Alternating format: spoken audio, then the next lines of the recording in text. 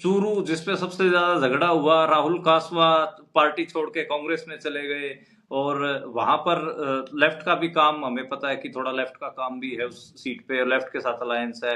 बलवान पूनिया उनके साथ नजर आ रहे हैं स्टेज पे बैठे आजकल।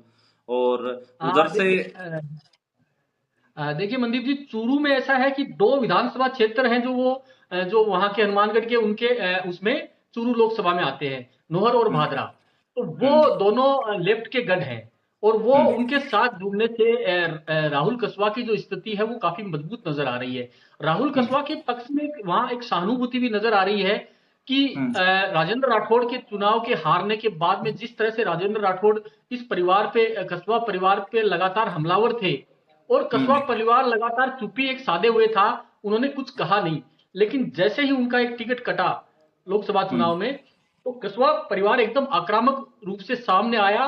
और राहुल कसवा का जो पहला भाषण था, जिस दिन उन्होंने शक्ति प्रदर्शन किया था कांग्रेस ज्वाइन करने से पहले, वो हम्म भाषण एक मतलब वहां बता रहे हैं कि उस भाषण का बड़ा असर हुआ, और उस हम्म भाषण ने ही उनके पक्ष में एक माहौल बनाया। देवेंद्र झाझड़िया है, वो ओलंपियन, पैरा ओलंपियन रहे हैं, वो इलाके में आरएसएस की पॉलिटिक्स में वो सक्रिय हैं, लेकिन बीजेपी में उनका ज्यादा इन्वॉल्वमेंट रहा नहीं है। बीजेपी के बड़े आंदोलन हुए हैं, या बीजेपी की जितनी भी विपक्ष में रहते हुए वो उस तरह की उसमें शामिल कभी रहे नहीं। शामिल नहीं थे। इस लिहाज से देवेंद्र झाझड़िया को आरएसएस का तो सपोर्ट है, लेकिन बाकी जो मूल बीजेपी है वो उनको मुझे लगता है कि अभी उतना अपना नहीं पाई है। इस लिहाज से राहुल कसवा, इस बार राहुल कसवा कांग्रेस के लिए उम्मीद हो सकते हैं। और राहुल कसवा की जिस तरह से गोविंद सिंह डोटासरा और इन्होंने कांग्रेस में जो प्रवेश करवाया, वो भी कांग्रेस के लिए इस बार एक मील का पत्थर साबित हो सकता है, क्योंकि राहुल कसवा के ज्वाइन करने से 3 दिन पहले ही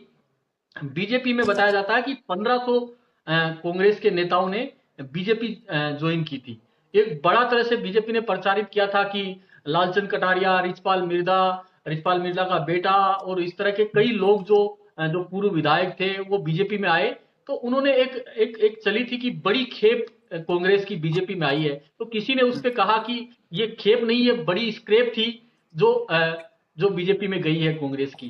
तो अब जो इनका जो राहुल कसवा के आने से एकदम वो जो कांग्रेस के जो नेता वहां गए थे, वो पूरा एक मामला दब गया, और कांग्रेस ने दिखाया कि हमने एक सौ और एक सुनार लोहार। की और एक लुहार की वाली वो जो कहावत है, वो कांग्रेस ने हम्म उसको प्रचारित किया।